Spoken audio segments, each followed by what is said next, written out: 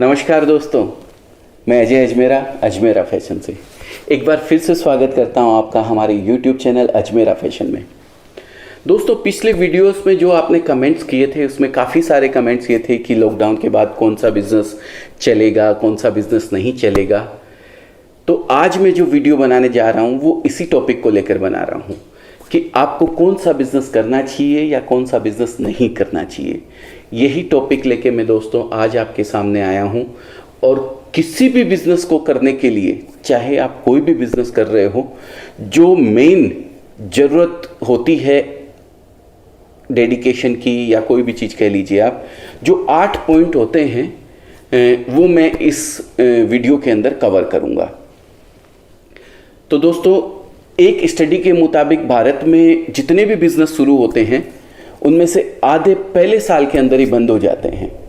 मैंने इस पर थोड़ा सोच विचार किया तो मुझे एक चीज़ ये समझ में आई कि अधिकतर बिजनेस के फेल होने का बड़ा कारण है कि लोग अपना बिजनेस स्टार्ट करते वक्त होश में कम और जोश में ज़्यादा होते हैं, यानी वे बिना अधिक सोच विचार के ही बिजनेस शुरू कर देते हैं।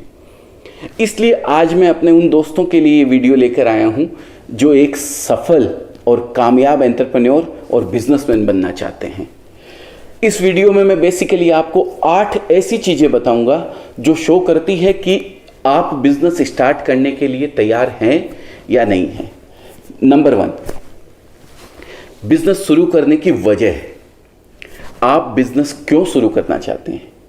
क्या इस वजह से क्योंकि आप अभी प्रेजेंट सिचुएशन से परेशान हैं, या फिर आप अपनी जॉब से इतना तंग आ चुके हैं कि आप जैसे भी हो अपना खुद का काम धंधा सेटअप करना चाहते हैं, या इसलिए क्योंकि आपकी जान पहचान के कुछ लोग बिजनेस कर रहे हैं और अच्छे पैसे बना रहे हैं।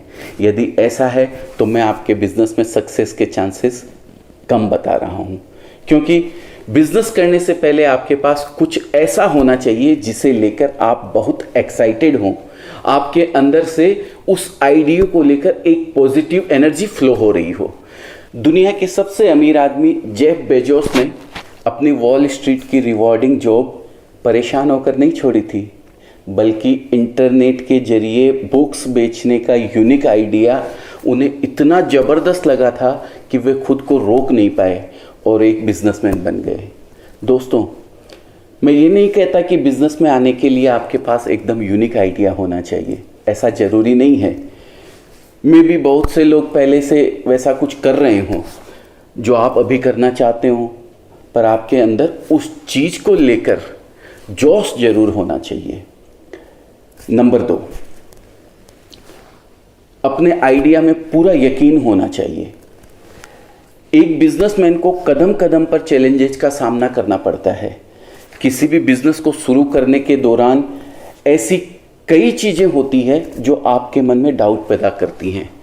ऐसे में ये बेहद ज़रूरी हो जाता है कि आप जिस भी प्रोडक्ट या सर्विस को लेकर बाज़ार में उतरना चाह रहे हैं उसमें आपका पूरा यकीन हो, क्योंकि किसी चीज़ को लेकर एक्साइटेड होना उसकी शुरुआत करा सकता है, पर उसमें आप लंबे समय तक टिके रह पाते हैं या नहीं, ये इस बात पर निर्भर करता है कि आप उस आइडिया में कितना यकीन रखते हैं।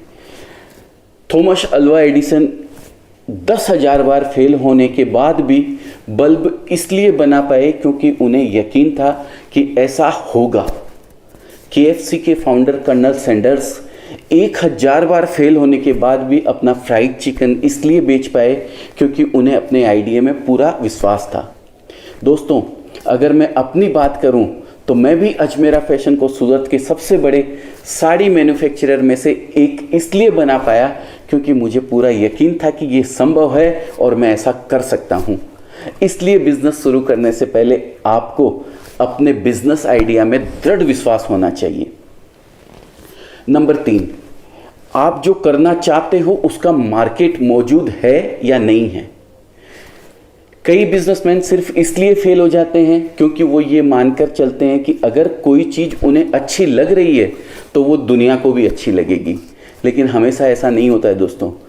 इसलिए आप अगर कुछ करने की सोच रहे हैं तो पहले उस बात को लेकर आश्वस्त हो जाएं कि वो प्रोडक्ट या वो सर्विस जो आप देने वाले हैं लोगों के पास मौजूद है या नहीं है।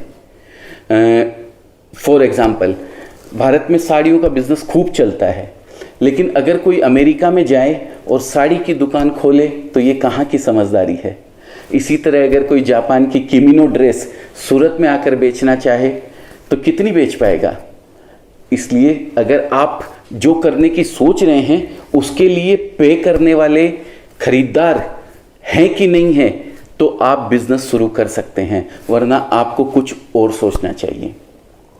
हाँ, मैं मानता हूं कि हमेशा इस बात की क्लैरिटी होना मुश्किल है, पर अगर थोड़ी सी रिसर्च या मार्केट सर्वे या फिर कुछ अनुभवी लोगों से बातचीत करके आप उन चीज़ों को और डीपली समझ सकते हैं।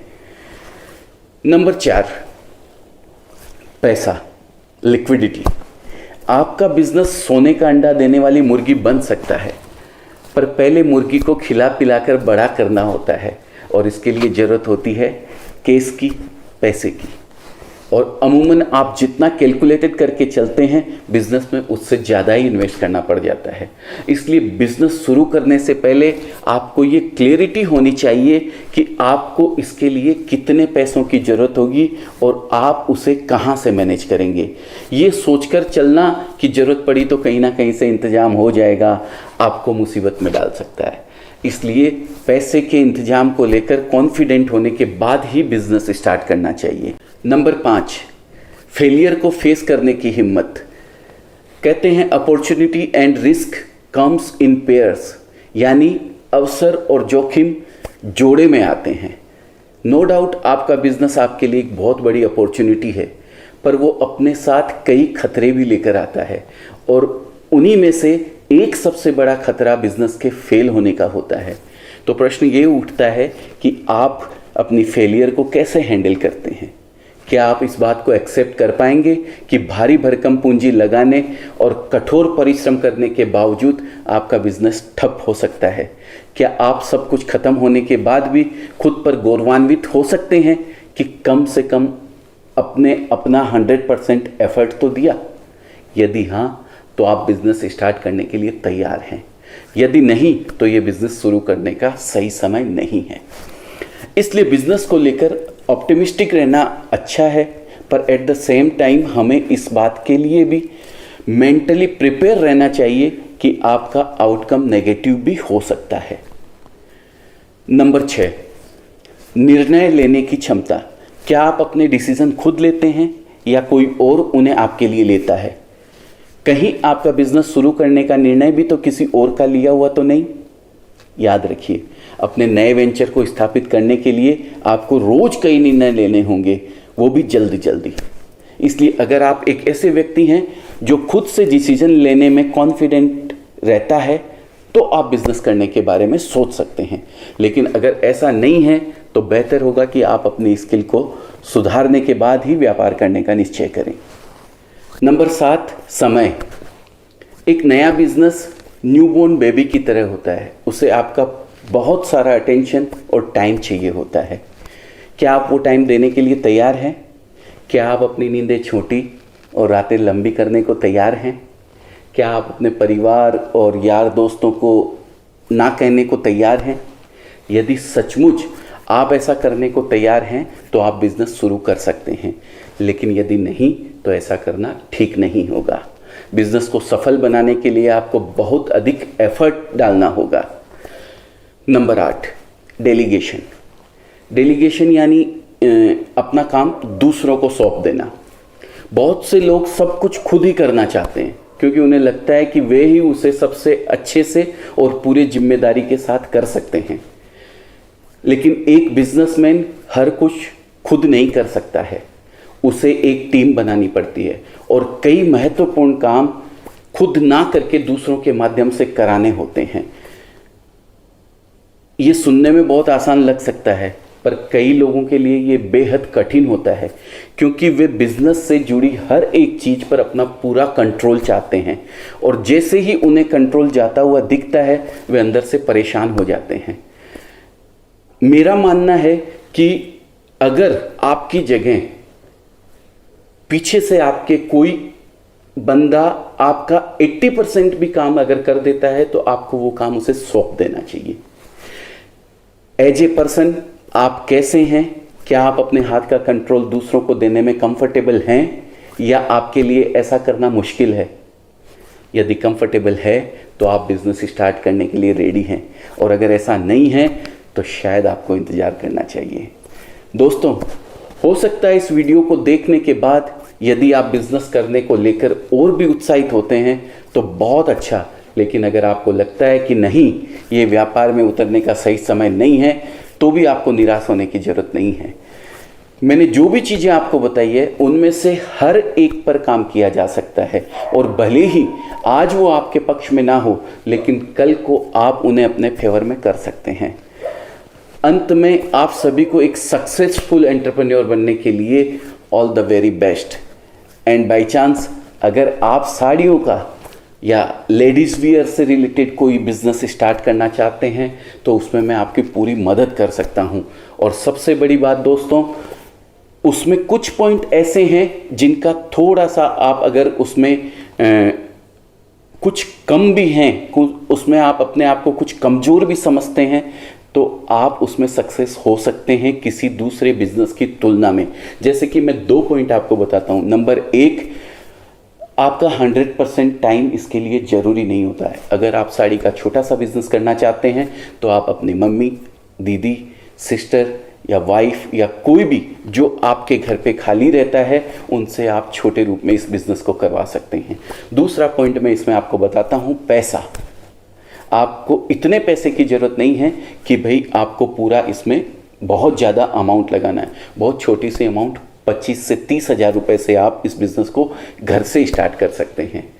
तो दोस्तों, अगर आपके मन में साड़ी का बिजनेस करने से लेकर किसी भी तरीके की अगर कोई इंक्वायरी है तो आप मुझसे संपर्क करने के लिए स्क्रीन पर दिए गए नंबर्स पर कॉल कर सकते हैं। Thank you very much for watching this video. आपकी एंटरप्रेन्योर जर्नी के लिए मेरी बेस्ट विशेस हमेशा आपके साथ है और मैं हमेशा आपके साथ रहूँगा। Thank you once again. नमस्कार।